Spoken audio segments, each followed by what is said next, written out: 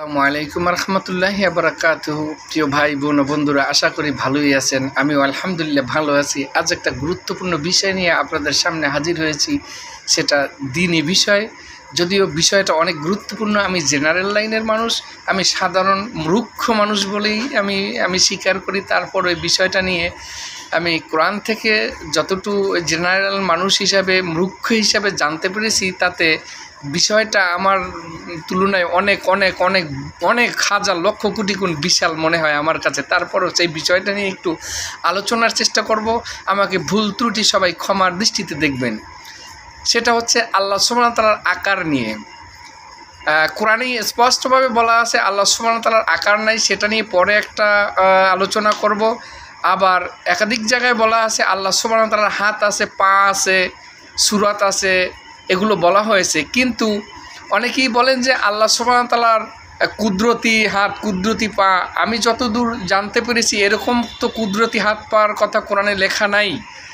আর ওলামাইকরাম, বিজ্ঞ ওলামাইকরাম বলেছেন যে তার সেই কুদরতি বলা যাবে না, তবে তার হাত পা আছে কীরকম সেটা তার মতো, আল্লাহ সুবহানাহু ওয়া তাআলার মতো। সেটা আপনার হাত পায়ের মতো না, আমার হাত পায়ের মতো না, কোনো সৃষ্টির হাত পায়ের মতো না। আল্লাহ সুবহানাহু ওয়া তাআলার সূরত আল্লাহ সুবহানাহু ওয়া তাআলার মতো। আর এই বিষয় নিয়ে অনেকেই তর্ক বিতর্ক সৃষ্টি করেন। আসলে এই তর্ক বিতর্ক কেউ করবেন না, কারণ এটা তর্ক বিতর্কের বিষয় না। আপনি যদি অস্বীকার করেন আল্লাহ সুবহানাহু ওয়া তাআলার আকার নাই, ওলামায়ে কেরাম স্পষ্টভাবে বলে দিয়েছেন, আমি নামটা প্রকাশ করলাম না, যে এটা কাফের হয়ে যাবে যে যদি এটা অস্বীকার করেন। আবার যদি আপনি স্বীকার করেন যে তার আকার নাই, সেটাও বলা হয়েছে কোরআনে, কিন্তু সেটার একটা সুন্দর একটা বিশ্লেষণ আছে। সেটা বিশ্লেষণটা শুনলে আপনি বুঝবেন যে কিভাবে আকার তার নাই। তবে অবশ্যই আমি যতটুকু জানতে পেরেছি আল্লাহ সুবহানাহু ওয়া তাআলার আকার আছে, তার হাত আছে, তার পা আছে, তার সূরত আছে, কিন্তু সেটা আল্লাহ সুবহানাহু ওয়া তাআলার মতো।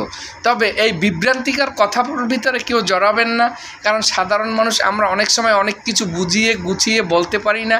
আবার অনেকে প্রশ্ন করবে কোন আয়াতে আছে, কোন সূরায় আছে, কিভাবে আছে, এর আরবি আয়াত বলো, এভাবে আপনাকে প্রশ্ন করবে। আপনাকে ছোট করার জন্য যত কৌশল আছে সেগুলো করতে থাকবে। এক শ্রেণীর মানুষই আছে, তাই কেউ এই তর্কে বিতর্কে জড়াবেন না।